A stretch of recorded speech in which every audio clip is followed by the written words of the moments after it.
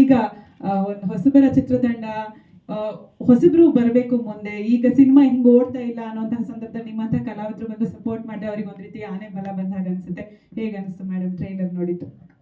ಮೊದಲನೇದಾಗಿ ಎಲ್ರಿಗೂ ನಮಸ್ಕಾರ. ನಾವೇನು ಸಪೋರ್ಟ್ ಮಾಡಿದ್ರೆ ಅಲ್ಲಿದ್ದಾರೆ, ಆಲ್ರೆಡಿ ಸಪೋರ್ಟ್ ಮಾಡಿದ್ದಾರೆ ಅವ್ರಿಗೆ. ಅವ್ರ ಮುಂದೆ ನಾವು ಚಿಕ್ಕ ಕಲಾವಿದರು, ಅಪ್ಪು ಅವ್ರ ಮುಂದೆ ಅವ್ರ ಬ್ಯಾನರಲ್ಲಿ ಕೆಲಸ ಮಾಡಿದ್ದೀನಿ. ತುಂಬ ಖುಷಿ ಆಯಿತು. ಏನಿಲ್ಲ, ಅವ್ರು ಹೇಳಿದ್ರು ಫೋನಲ್ಲಿ ಬರಬೇಕು ಅಂತ. ನನಗೆ ಸ್ವಲ್ಪ ಹುಷಾರಿರಲಿಲ್ಲ, ಸ್ವಲ್ಪ ಜ್ವರ ಇತ್ತು, ಅದಕ್ಕೆ ಇಲ್ಲ ಬರೋಕ್ಕಾಗಲ್ಲ ಅಂದೆ, ಇಲ್ಲ ಬರಲೇಬೇಕು ಅಂದ್ರೆ. ಬಟ್ ಟ್ರೈಲರ್ ನೋಡಿ ತುಂಬ ಖುಷಿ ಆಯಿತು.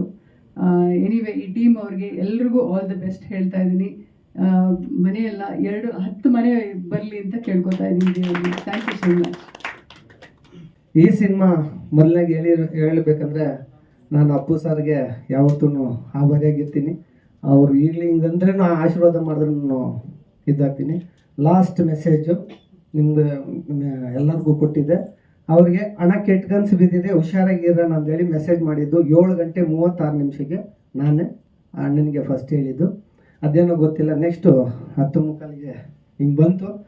ಅದು ನಾನು ಯಾಕೆ ಈ ಸಿನಿಮಾದಲ್ಲಿ ಇಂಟ್ರೊಡಕ್ಷನ್ ಸಾಂಗು ಅವ್ರು ಆಡಬೇಕಾಗಿತ್ತು, ಅದು ಮಾತು ಕೊಟ್ಟಿದ್ರು, ಆಗಿಲ್ಲ.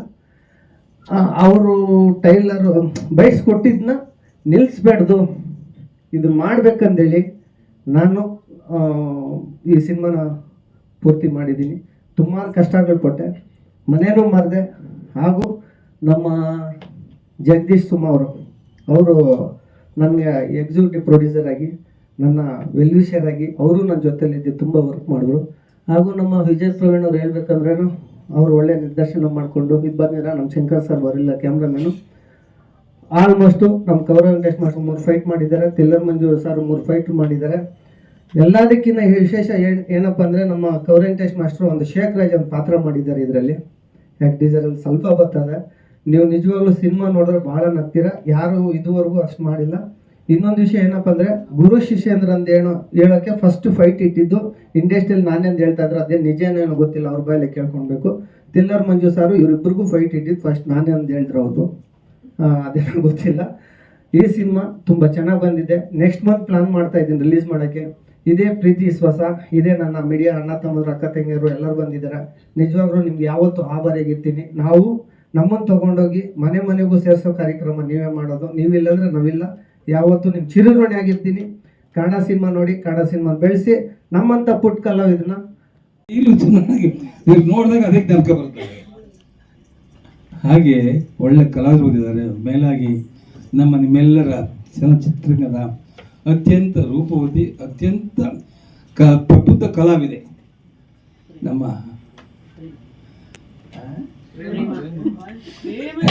ಏನ್ರಿ ಹಿಂಗೆ ಹೇಳ್ತೀರ ನೀವು. ಪ್ರೇಮ ಅವ್ರು ಬಂದಿದ್ದಾರೆ. ಎಲ್ಲರೂ ಮರೆಯಕ್ಕಾಗುತ್ತೆ, ಹುಡುಗಾಟನೇನ್ರಿ ಮಾಡಿ ಒಂದೊಂದು ಸಿನಿಮಾ ಕೂಡ ಏನು ಹುಡುಗಾಟನ.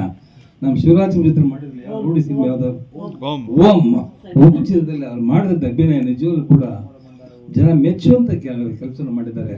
ಇವರೆಲ್ಲ ಏನು ಸುಮ್ಮನೆ ಕಲೆಗೋಸ್ಕರನೇ ಬಿಟ್ಟಿದವರು, ಕಲೆಗೋಸ್ಕರನೇ ಬಂದವರು, ಕಲೆಗೋಸ್ಕರ ಬದುಕಿರೋರು. ಅವರು ಈಗ ಸುಮ್ಮನೆ ಬಂದಾಗಲ್ಲ. ಯಾಕಂತಂದ್ರೆ ಇವರೆಲ್ಲ ಒಂದು ಸಿನಿಮಾ ಈಗಿನ ಪರ ಹೀರೋಗಳೆಲ್ಲ ಒಂದು ಸಿನಿಮಾ ಮಾಡಿದ್ರೆ ನೆಕ್ಸ್ಟ್ ಹುಡುಕ್ಬೇಕು, ಯಾರಪ್ಪ ಅದು ಏನು ಏತಪ್ಪ ಅಂತ. ಅಲ್ಲೇನಮ್ಮ, ನೀನಾಗ ಆಗ್ಬಿಡ, ಚೆನ್ನಾಗಿ ಆಗೋ ನೀನು.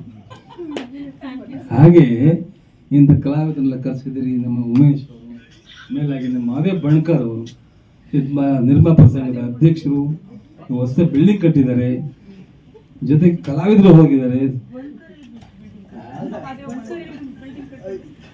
ಪ್ರೊಡ್ಯೂಸರ್ ಅಸೋಸಿಯೇಷನ್ಗೆ ಅಧ್ಯಕ್ಷರು, ಒಳ್ಳೆ ಕಲಾವಿದರು, ಸಿನಿಮಾ ಕೂಡ ಪಾತ್ರ ಮಾಡ್ತಾರೆ. ಯಾವ ನಗುಮಗದ ಸಿಂಗಾರ ಪುರುಷ. ಏನು ತಪ್ಪಸ ಹೇಳಿದ್ದು ಅಲ್ವಾ ಸರ್?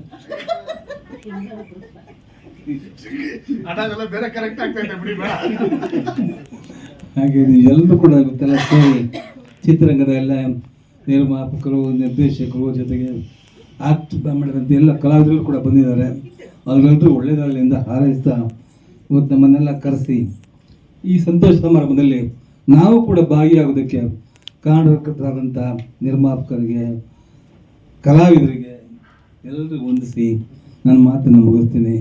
ಜೈ ಹಿಂದ್, ಜೈ ಕರ್ನಾಟಕ. ಧನ್ಯವಾದಗಳು ಸರ್, ನಿಮ್ಮ ಹಾರೈಕೆ